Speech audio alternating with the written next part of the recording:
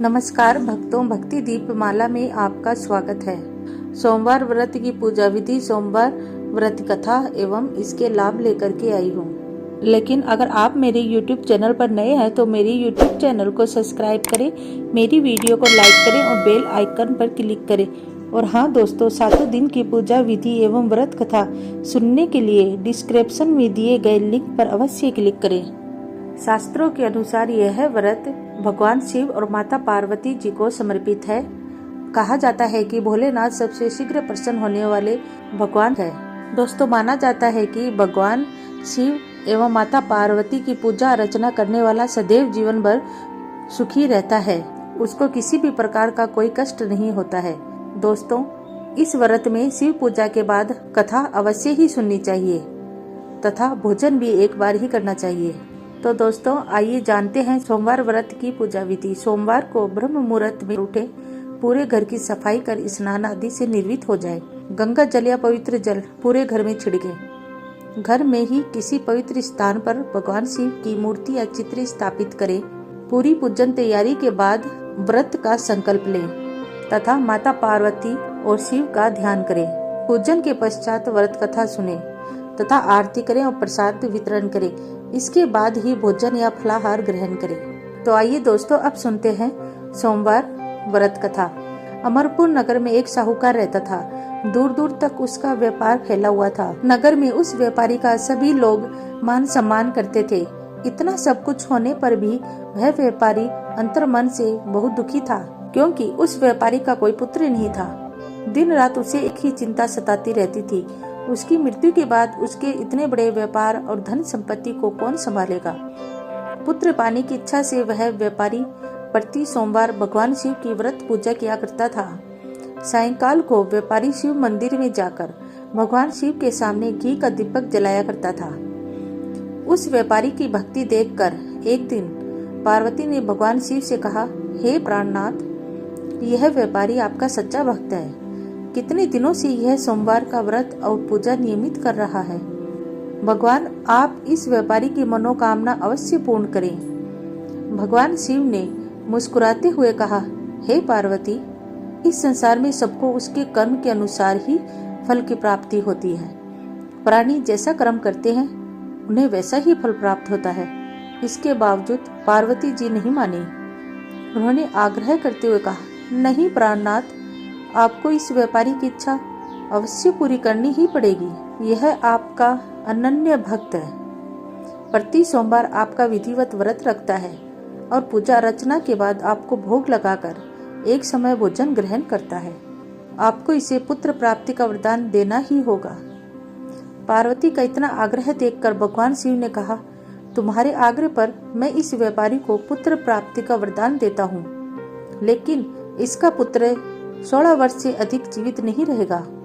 उसी रात भगवान शिव ने स्वप्न में उस व्यापारी को दर्शन देकर उसे पुत्र प्राप्ति का वरदान दिया और उसके पुत्र के 16 वर्ष तक जीवित रहने की बात भी बताई। भगवान के वरदान से व्यापारी को खुशी तो हुई, लेकिन पुत्र की अल्पायु की चिंता ने उस खुशी को नष्ट कर दिया। व्यापारी पहले की तरह सोमवार का विधिवत व्रत करता रहा। कुछ महीने पश्चात उसके घर अति सुंदर पुत्र उत्पन्न हुआ। पुत्र जन्म से व्यापारी के घर में खुशियां भर गई। बहुत धूमधाम से पुत्र जन्म का समारोह मनाया गया। व्यापारी को पुत्र जन्म की अधिक खुशी नहीं हुई, क्योंकि उसे पुत्र की अल्पायु के रहस्य का पता था। यह रहस्य घर में किसी को नहीं मालूम था। विद्वान ब्राह्मणों ने उस पुत्र का नाम अमर रखा। जब अमर 12 वर्ष का हुआ तो शिक्षा के लिए उसे वाराणसी भेजने का निश्चय हुआ। व्यापारी ने अमर के मामा दीपचंद को बुलाया और कहा कि अमर को शिक्षा प्राप्त करने के लिए वाराणसी छोड़ाओ। अमर अपने मामा के साथ शिक्षा प्राप्त करने के लिए चल दिया। रास्ते में जहाँ भी अमर और दीपचंद रात्रि विश्राम के लिए ठहरते, वहीं यज्ञ करते और ब्राह्मणों को भोजन कराते। लंबी यात्रा के बाद अमर और दीपचंद एक नगर में पहुंचे। उस नगर के राजा की कन्या के विवाह की खुशी में पूरे नगर को सजाया गया था। निश्चित समय पर बारात आ गई, लेकिन वर का पिता अपने बेटे के एक आंख से काने होने के कारण बहुत चिंतित था। उसे इस बात का भय सता रहा था कि राजा को इस बात का पता चलने पर कहीं वह विवाह से इनकार न कर दे, इससे उसकी बदनामी होगी। वर के पिता ने अमर को देखा तो उसके मस्तिष्क में एक विचार आया। उसने सोचा कि क्यों न इस लड़के को दुल्हा बनाकर राजकुमारी से विवाह करा दूं। विवाह के बाद उसको धन देकर विदा कर दूंगा और राजकुमारी को अपने घर में ले जाऊंगा। वर के पिता ने इस संबंध में अमर और दीपचंद से बात की। दीपचंद ने धन मिलने के लालच में वर के पिता की बात स्वीकार कर ली। अमर को दूल्हे के वस्त्र पहनाकर राजकुमारी चंद्रिका से विवाह करा दिया गया। राजा ने बहुत सा धन देकर राजकुमारी को विदा किया। अमर जब लौट रहा था तो सच नहीं छिपा सका और उसने राजकुमारी की ओढ़नी पर लिख दिया, राजकुमारी चंद्रिका, तुम्हारा विवाह तो मेरे साथ हुआ था। मैं तो वाराणसी में शिक्षा प्राप्त करने जा रहा हूँ। अब तुम्हें जिस नवयुवक की पत्नी बनना पड़ेगा वह कान्हा है। जब राजकुमारी ने अपनी ओढ़नी पर लिखा हुआ पढ़ा तो उसने काने लड़के के साथ जाने से इनकार कर दिया। राजा ने सब बातें जानकर राजकुमारी को महल में रख लिया। उधर अमर अपने मामा दीपचंद के साथ वाराणसी पहुंच गया। अमर ने गुरुकुल में पढ़ना शुरू कर दिया। जब अमर की आयु 16 वर्ष हुई तो उसने एक यज्ञ किया। यज्ञ की समाप्ति पर ब्राह्मणों को भोजन कराया और खूब अन्न वस्त्र दान किए। रात को अमर अपने शयन कक्ष में सो गया। शिव के वरदान के अनुसार शयन अवस्था में ही अमर के प्राण पखेरु उड़ गए। सूर्य उदय पर मामा अमर को मृत देखकर रोने पीटने लगा। आसपास के लोग भी इकट्ठा होकर दुख प्रकट करने लगे। मामा के रोने विलाप करने के स्वर समीप से गुजरते हुए भगवान शिव और माता पार्वती ने भी सुने। पार्वती जी ने भगवान से कहा, प्राणनाथ, मुझसे इसके रोने के स्वर सहन नहीं हो रहे, आप इस व्यक्ति के कष्ट अवश्य दूर करें। भगवान शिव ने पार्वती जी के साथ अदृश्य रूप में समीप जाकर अमर को देखा तो पार्वती जी से बोले, पार्वती, यह तो उसी व्यापारी का पुत्र है। मैंने इसे 16 वर्ष की आयु का वरदान दिया था, इसकी आयु तो पूरी हो गई। पार्वती जी ने फिर भगवान शिव से निवेदन किया, हे प्राणनाथ, आप इस लड़के को जीवित करें, नहीं तो इसके माता पिता पुत्र की मृत्यु के कारण रो रो कर अपने प्राणों का त्याग कर देंगे।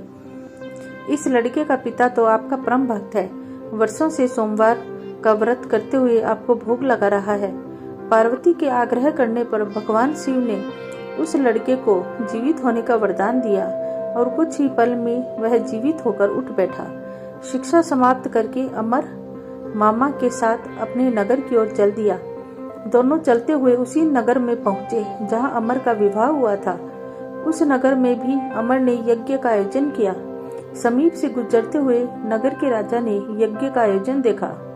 राजा ने अमर को तुरंत पहचान लिया। यज्ञ समाप्त होने पर राजा अमर और उसके मामा को महल में ले गया और कुछ दिन उन्हें महल में रखकर बहुत सा धन वस्त्र देकर राजकुमारी के साथ विदा किया। रास्ते में सुरक्षा के लिए राजा ने बहुत से सैनिकों को भी साथ भेजा। दीपचंद ने नगर में पहुंचते ही एक दूत को घर भेजकर अपने आगमन की सूचना भेजी। अपने बेटे अमर के जीवित वापस लौटने की सूचना से व्यापारी बहुत प्रसन्न हुआ। व्यापारी ने अपनी पत्नी के साथ स्वयं को एक कमरे में बंद कर रखा था। भूखे प्यासे रहकर व्यापारी और उसकी पत्नी बेटे की प्रतीक्षा कर रहे थे। उन्होंने प्रतिज्ञा कर रखी थी कि यदि उन्हें अपने बेटे की मृत्यु का समाचार मिला तो दोनों अपने प्राण त्याग देंगे। व्यापारी अपनी पत्नी और मित्रों के साथ नगर के द्वार पर पहुंचा।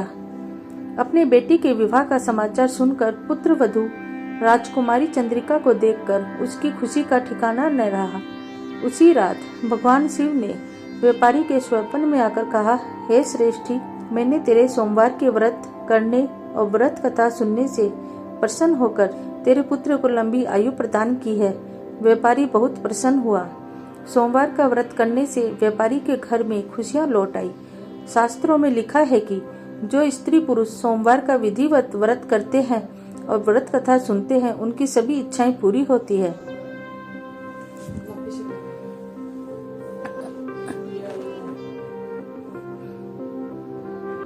तो ही बोलेगा, आज से ज्यादा मेरे से ज्यादा किया हुई आवाज। सोमवार का व्रत करने से देख लो मामू चुप तो ना रहे, चपलू चपल बाबू चिल्लाऊंगा, जोर से बोल थोड़ा।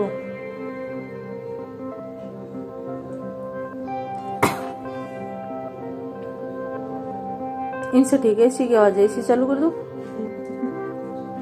सोमवार का व्रत करने से व्यापारी के घर में खुशियां लौट आई। शास्त्रों में लिखा है कि जो स्त्री पुरुष सोमवार का विधिवत व्रत करते हैं और व्रत कथा सुनते हैं उनकी सभी इच्छाएं पूरी होती है। दोस्तों, अब जानते हैं सोमवार व्रत का फल। सोमवार व्रत करने से जीवन धन धान्य से भर जाता है। सभी अनिष्टों का हरण कर भगवान शिव अपने भक्तों के कष्टों को दूर करते हैं। सोमवार व्रत नियमित रूप से करने पर भगवान शिव तथा देवी पार्वती की अनुकंपा बनी रहती है। तो भक्तों, ये तो थी सोमवार व्रत से जुड़ी हुई कुछ जानकारियाँ एवं व्रत कथा। मेरी आशा है कि भगवान शिव और माता पार्वती आपके जीवन में सुख शांति एवं समृद्धि लाएंगे। भक्ति दीपमाला से जुड़े रहने के लिए आपका धन्यवाद।